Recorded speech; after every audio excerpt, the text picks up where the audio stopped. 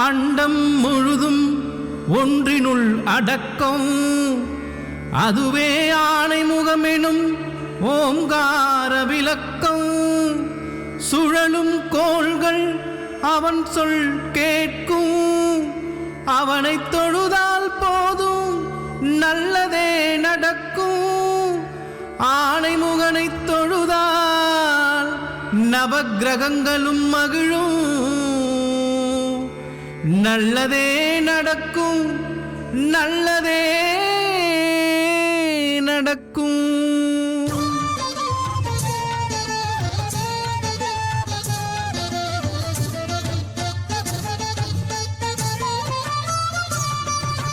ஒன்பது கோளும் ஒன்றாய் காண